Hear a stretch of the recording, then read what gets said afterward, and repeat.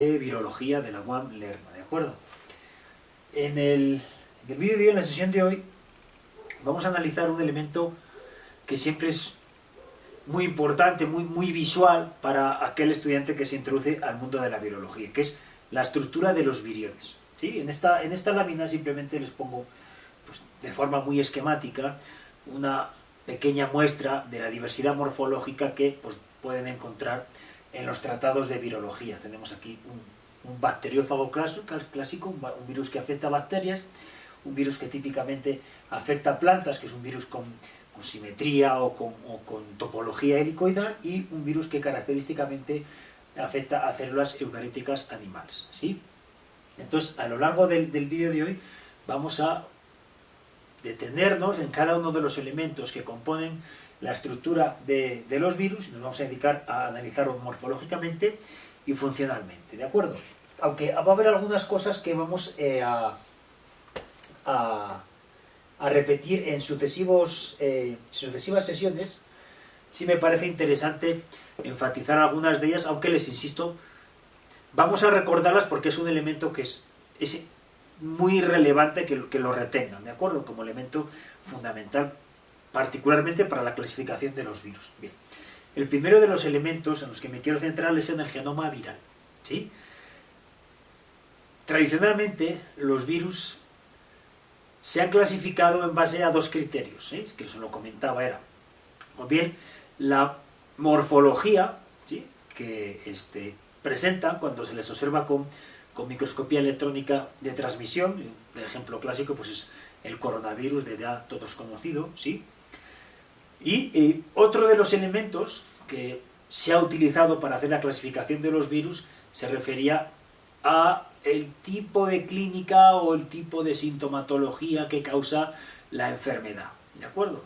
Estos dos elementos muchas veces han sido utilizados, incluso la región geográfica, ¿no? La región geográfica también ha sido un elemento que ha sido utilizado en varios tratados para la clasificación de los virus. Sin embargo, a raíz del Congreso de Baltimore,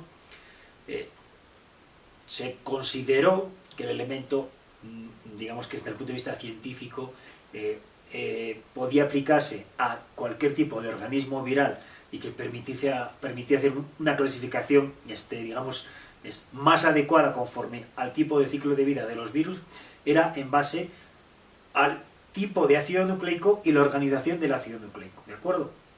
Entonces, en este sentido, aunque les insisto, lo voy a repetir más adelante un poquito con más detalle, los virus siempre contienen una molécula de ácido nucleico, bien, puede ser DNA o puede ser RNA, ¿de acuerdo? Y tanto el DNA como el RNA puede estar en doble hebra o en cadena sencilla, ¿de acuerdo? Si está en doble hebra, pues bueno, tenemos una estructura secundaria, un apareamiento que tiene fuertes implicaciones, tanto a efectos de recombinación como a efectos de transcripción, como a efectos de integración, ¿sí?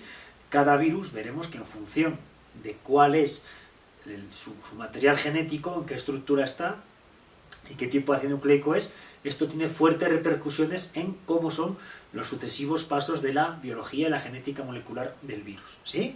Bien. Simplemente, de forma un poquito más anecdótica, les podría decir que la técnica que comúnmente se utiliza cuando tenemos aislado una población viral, ¿sí? Para identificar si es DNA o RNA, se le aplican un tratamiento bien con RNasas o bien con DNasas, ¿sí? Simplemente son proteínas que reconocen específicamente moléculas de DNA o de RNA, ¿sí? Entonces, en función, si se producen cortes en el genoma viral, en este caso podría ser que aparezca en una electroforesis de gel de agarrosa una especie de carril degradado, entonces tendríamos un efecto, ¿sí?, de la actividad enzimática sobre la molécula de ácido nucleico. Entonces es una especie de prueba, vamos a decir, la inicial, que se aplica para poder identificar ante qué virus se está trabajando, ¿de acuerdo? Bien. Simplemente con carácter general les podría decir que, bueno, con carácter general, ¿sí? La mayoría de los hongos se ven afectados por virus que son RNA doble hebra, ¿sí? Es, les digo, un elemento interesante que, si tengo tiempo más adelante, se lo explicaré. Para las plantas, uno de los, o el tipo de virus que comúnmente se ven afectadas por ellos, ¿sí? Son virus RNA cadena sencilla, mientras que para las bacterias la mayoría de los fagos son DNA doble hebra. Les insisto que es como un carácter general porque siempre hay virus que, bueno, se salen de la norma, ¿de acuerdo? Tenemos una cierta línea de tendencia de convergencia evolutiva, y esto es lo que explica este tipo de postulados, pero que luego siempre cuando vamos a la particularidad encontramos excepciones, ¿sí? Porque esto es la línea, efectivamente, lo común en biología. Tenemos una línea de tendencia y luego siempre tenemos excepciones, ¿sí? Bien. Fíjense, en la siguiente diapositiva, y continuando con los genomas, lo que les muestro en estas láminas es el tipo de ácido nucleico del cual puede estar constituido un virus, y no solo eso, sino si es DNA o RNA lineal o si es circular, y si es doble hebra o si es cadena sencilla, ¿de acuerdo?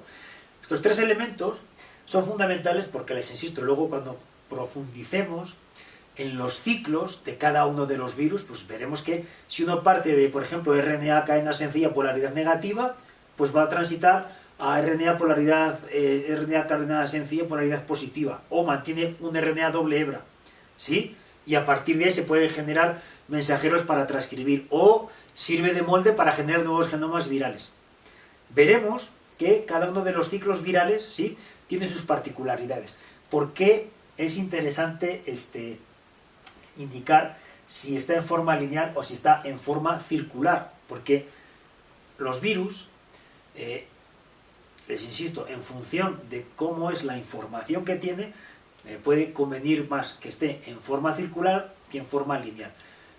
¿Cuál es la diferencia fundamental? Fíjense, cuando los ácidos nucleicos se encuentran en forma lineal, son susceptibles a actividades RNasas o DNasas, es decir, actividades que empiezan a degradar los ácidos nucleicos por los extremos, ¿sí? Son distintos mecanismos que se encuentran en las células y que se desarrollaron evolutivamente precisamente para poder evitar que información genética proveniente del exterior, ¿sí?, pueda implantarse en otras células como con carácter parasitario, ¿de acuerdo?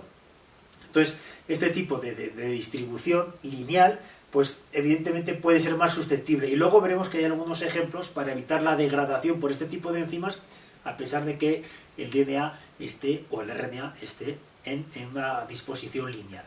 Cuando tenemos la disposición circular, pues no tenemos extremos lineales y no tenemos esta susceptibilidad a esta actividad enzimática, tanto DNasa como RNasa, ¿sí? Entonces es un elemento distintivo.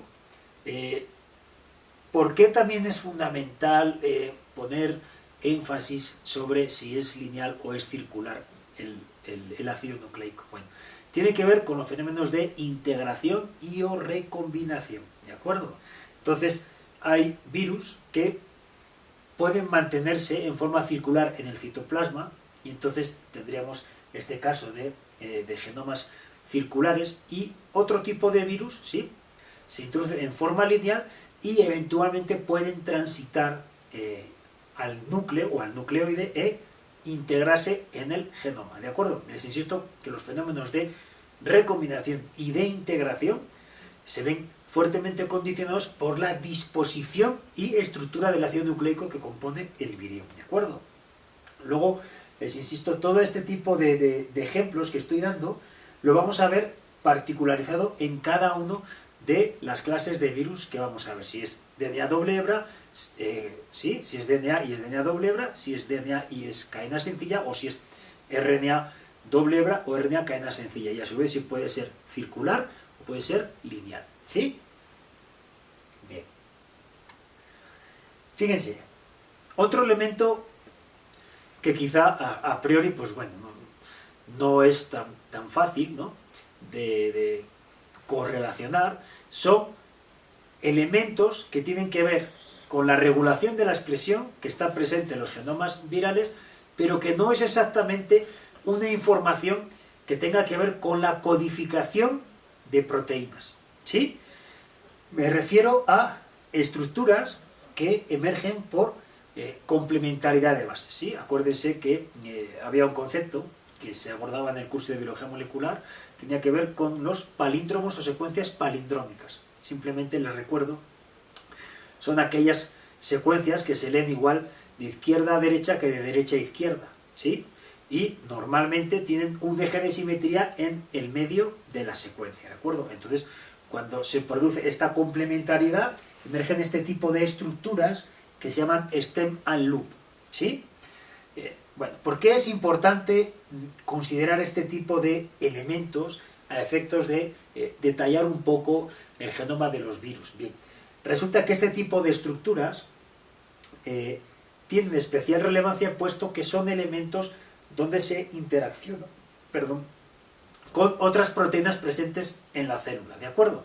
Recuerden que las proteínas tienen una morfología particular, ¿sí? Y que este tipo de estructuras que se producen de los ácidos nucleicos también a su vez generan estructuras tridimensionales que pueden reconocer esas morfologías en las proteínas. Y este reconocimiento específico entre proteínas y secuencias de ácidos nucleicos posibilita la regulación de la expresión, ¿sí? Acuérdense, por ejemplo, la estructura del DNA ribosomal, ¿sí? El DNA ribosomal se transcribe, el RNA ribosómico adquiere una estructura secundaria o terciaria por un montón de secuencias palindrómicas que a su vez sirven de blanco para la unión de proteínas ribosomales y constituir los ribosomas. Tenemos en este caso una nueva, ¿sí? Un ejemplo característico de interacción proteína-DNA a través de la identificación de secuencias de ácidos nucleicos en forma secundaria, ¿sí? ¿De acuerdo? Secundaria y o terciaria, porque claro, aquí lo tenemos representado bidimensionalmente, pero estas estructuras, acuérdense que adquieren su estructura completa considerando un plano tridimensional, ¿sí? Entonces, bueno, son elementos que están presentes en muchísimos virus y que, les insisto, tiene que ver con el reconocimiento específico de una secuencia por parte de una proteína que tiene una función a la hora de trabajar con ese material genético, ¿sí? Estructuras secundarias y terciarias en el interior de los genomas. Fíjense, un elemento adicional también referido a los genomas. El título de la diapositiva dice modificaciones y en las partes finales de los genomas virales, ¿de acuerdo? Y en este caso, en la lámina, se les pone dos ejemplos, que son virus DNA doble hebra, esta es la notación que van a ver en los libros, dsDNA, DS es de double strand, ¿de acuerdo? Es double strand DNA, entonces tenemos un doble hebra, ¿sí? En este caso es lineal, ¿y qué es lo que tenemos? Tenemos unas secuencias que están hacia los extremos 5' que están preparadas para poder interaccionar con una proteína. Les insisto que cuando el DNA es lineal es susceptible de ser degradado por actividades, en este caso DNasas, ¿sí? Entonces, cuando se adhiere una proteína, evita que esa proteína con acción lítica se una, entonces degrade el DNA, ¿sí? Aunque no solo tiene que ver con, vamos a decir, la estabilidad de ese ácido nucleico al interior celular. También veremos que esas proteínas están asociadas a otros procesos. En este caso, bueno, simplemente les pongo el ejemplo de los adenovirus, del fago PRD1, de Escherichia coli, pero este es para caso lineal. Fíjense, tenemos para el caso circular, ¿sí? Tenemos, por ejemplo, el virus de la hepatitis, es un virus DNA doble hebra, veremos que tiene más y menos, ¿sí? Positivo y negativo, y lo explicaremos más adelante. Pero aquí hay un elemento que es interesante, que es que, fíjense, en uno de los extremos internos del DNA sí tenemos un cap, ¿de acuerdo? Tiene un cap. Acuérdense que los extremos cap son enlaces 5', 5', ¿de acuerdo? ¿Por qué es interesante los enlaces 5', 5'? De nuevo, porque les dan estabilidad a las moléculas, ¿sí? Frente a esa potencial actividad enzimática que los degrada, ¿sí? Pero en este caso tenemos que ir un poquito más allá, fíjense. El CAP es una modificación, ¿sí? Que se le añade a los mensajeros durante el proceso de transcripción, ¿sí? Se añadía un CAP en 5' y un poli-A en 3'. ¿Por qué es interesante que tengan un extremo CAP? Porque esto significa que una vez que se produce, ¿sí? La transcripción, en este caso, ¿sí? el K hace que este RNA ya esté preparado para ser transcrito. Ya tiene los elementos de modificación posttranscripcional para poder dirigirse al ribosoma y entonces producir una proteína, ¿sí? Bueno, es un elemento interesante. Son modificaciones en los extremos, ¿de acuerdo? Bien, aquí tambi' tenemos un ejemplo de virus DNA cadena sencilla y en este caso tenemos nuevamente que hay una adición de una proteína hacia el extremo 5', ¿sí? Pero bueno, les insisto, toda esta serie de ejemplos lo vamos a ver materializado y ejemplificado para que ustedes pues lo recuerden de una manera más interesante, ¿sí? Pero bueno, les insisto, este tipo de modificaciones está asociada a la estabilidad de los ácidos nucleicos una vez que entran en la célula y para contener todos aquellos elementos que requiere la genética molecular de la transcripción para, una vez que el virus penetra, se puedan producir las proteínas virales correspondientes, ¿sí? Aunque, les insisto, lo veremos un poquito más adelante.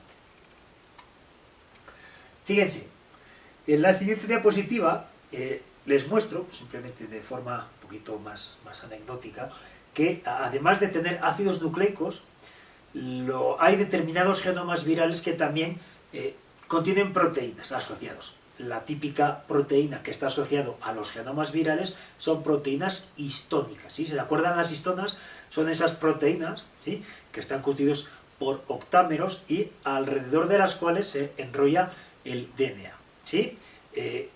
Esto es interesante porque permite el empaquetamiento, y el empaquetamiento, el espacio físico en el cual el ácido nucleico se enrolla, es de especial relevancia en determinados virus por exactamente el volumen que encierra sus cápsidas, que será el tipo de estructura que veremos en el siguiente vídeo. Entonces, les insisto, particularmente los papilomavirus y los poliomavirus pues contienen histonas en su genoma, ¿sí? Entonces, bueno, no es únicamente el DNA desnudo, sino que es DNA unido a histonas, ¿sí? Y fíjense, en el siguiente ejemplo, no es tanto una característica, como veíamos antes, de si es virus DNA o virus RNA, sino una particularidad de determinados virus que el DNA lo tienen de forma segmentada, ¿sí? No tenemos solo una molécula de ácido nucleico continua, ¿sí?, sino que están segmentadas. En este caso, les pongo un ejemplo característico de virus con genoma segmentado, son los ortomixovirus, un grupo de los ortomixovirus, particularmente el influenzavirus. Este es fácil de reconocer porque tiene en su superficie hemaglutinina y neuraminidasa, ¿sí? Estos virus, por lo general, que tienen genomas segmentados, son distintas partes del genoma segmentada, son por lo general virus RNA cadena sencilla, ¿sí? Y desde el punto de vista evolutivo, la razón que permite explicar por qué están organizados a través de segmentos que están sueltos es porque esto le permite una combinatoria adicional, ¿sí? Acuérdense que el proceso de adaptación y evolución de los virus, si se caracteriza por algo, es por ser muy rápido, ¿sí? Entonces, este tipo de elemento de reorganización de los segmentos virales eventualmente le ofrece una variabilidad adicional, ¿sí? No me voy a meter ahora en eso, simplemente les voy a nombrar dos elementos que contribuyen a la generación de variabilidad en los genomas virales sin la, digamos, introducción característica de mutaciones al azar, ¿sí? Y que tiene que ver con el proceso de replicación. Uno es la presencia de genes solapados y otros son la presencia de sistemas o puntos hotspot, ¿sí? Entonces, bueno, la recombinación de estos segmentos le confiere una ventaja adaptativa a estos virus en el corto plazo, ¿sí? Puede generar mucha variabilidad y es cierto que los virus que tienen genomas segmentados, particularmente el virus de la influenza, pues es un virus que es claramente estacional, ¿sí? Es claramente estacional. Puede tener mucho éxito, pero estos virus por lo general no son tan resilientes en las poblaciones, ¿sí? Con el tiempo desaparecen y vuelven a otras oleadas con otra organización genética, con otro tipo de viriones, ¿de acuerdo? Fíjense, otro elemento interesante son las secuencias repetidas, ¿sí? Bien.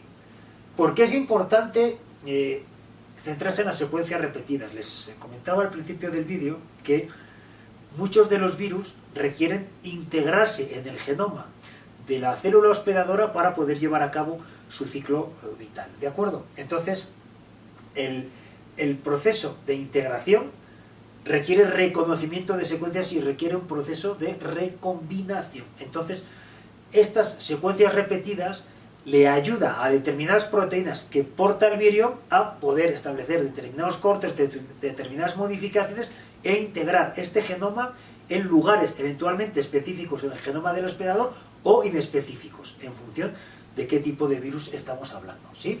Por ejemplo, vemos que muchos de los genomas virales, ¿sí?, incluyen secuencias repetidas como en distintos genes, pero podemos hablar de promotores, de intensificadores, enhancers, de orígenes de replicación y otros elementos involucrados en el control de la replicación, ¿sí? Exactamente, promotores y enhancers no son exactamente catalogados como secuencias repetidas, pero eventualmente sí puede haber varios promotores asociados a los genes, ¿sí? Acuérdense que a veces son poliproteínas y bueno, tenemos distintos mecanismos de regulación y es interesante enfocarse a los mecanismos que controlan el proceso de replicación, ¿sí? Fíjense, en esta lámina lo que vemos es que las secuencias repetidas pueden estar presentes en la misma hebra, ¿sí? En la misma hebra. Entonces estamos hablando de repeticiones terminales directas y se van a abreviar con las letras DTR, ¿sí? En este caso tenemos DNA doble hebra, ¿sí?, donde la repetición está en la misma hebra y bueno, esto es característico de herpes virus, ¿sí? Cuando tenemos este tipo de repetición pero en hebras, digamos, complementarias, ¿sí?, entonces tenemos que son repeticiones terminales invertidas, ¿sí? Repeticiones terminales invertidas. En este caso tenemos también un genoma de virus DNA doble hebra y bueno, esto es característico de adenovirus, ¿sí? También tenemos en este caso un ejemplo para virus DNA cadena sencilla. En este caso tenemos en un sitio tenemos un tipo de repetición, hacia 5' por ejemplo, y hacia 3' tenemos otro. Entonces tenemos también invertidas, y para el caso de RNA cadena sencilla, en este caso tendríamos la misma secuencia repetida hacia 5' y hacia 3'. Tendremos también una repetición directa, ¿sí? Unas que son bastante mencionadas en la bibliografía son las LTR de retrovirus, ¿sí? Los Long Terminal Repeat. También son secuencias repetidas que se encuentran hacia los extremos y que les facilita la integración a los viriones, ¿sí? Bien. Y bueno, como elemento final de este vídeo, me voy a referir a otras proteínas presentes en los viriones. Hacemos una clasificación muy sencilla: proteínas estructurales y proteínas presentes en el virión que tienen que ver con su participación en la genética molecular del virus. Las que son estructurales forman parte de la cápsida, podemos relacionarlas con funciones de protección al material nucleico que encierran, pero también con fenómenos de interacción con receptores de células específicas y con procesos de unión o fusión de elementos de envuelta de los virus asociados a membranas, ¿sí? Esto con respecto a las estructurales. Y para el tema de las proteínas asociadas a otro tipo de funciones, pues tenemos enzimas, como por ejemplo proteasas o transcriptasas reversas, que tienen que ver con modificaciones que deben hacerse en el material nucleico para posteriormente proseguir con otros pasos en el ciclo vital. También tenemos factores de transcripción asociados, que son elementos que ayudan a la transcripción de genes virales, o por ejemplo elementos que tienen que ver con el inicio de la replicación, como la presencia de primers, ¿sí? Bueno, son algunos elementos simplemente para destacar la parte estructural de los viriones. En el siguiente vídeo me dedicaré particularmente ya a las cápsidas.